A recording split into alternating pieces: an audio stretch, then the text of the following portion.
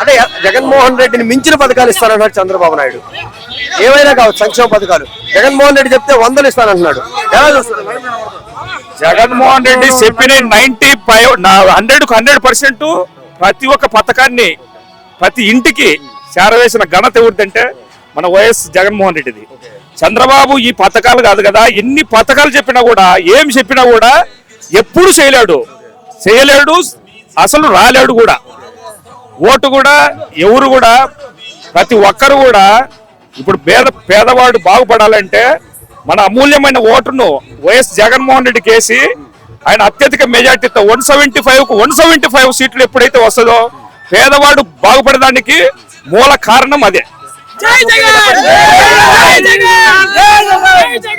ముఖ్యంగా చెప్పండి అన్న, ఏదైతే ఉందో చంద్రబాబు నాయుడు గారు ఈ మహాకూటమి అంతా వస్తారు. పవన్ కళ్యాణ్ కావచ్చు, చంద్రబాబు నాయుడు కావచ్చు, షర్మిలా గారు కూడా కావచ్చు. ఎలా చూస్తారు? షర్మిలా గారు కూడా వాళ్ళతో జతకట్టడం. షర్మిలా గారు వచ్చినా కూడా, మోడీ గారు వచ్చినా, ఈ పవన్ కళ్యాణ్ వచ్చినా, చంద్రబాబు నాయుడు ఇంకా ఎంతమందిని తోడు చేసుకున్నా కూడా ఈ జన సమూహాన్ని ఎవరు ఆపలేరు.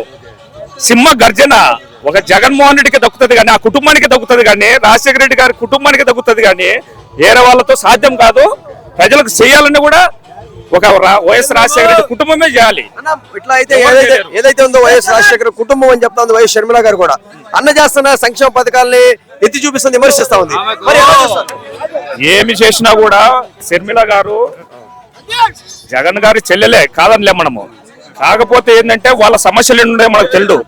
కాకపోతే ఈ రోజు అన్నను కాదని పోయినందుకు ఆమె కూడా ఒక తప్పే.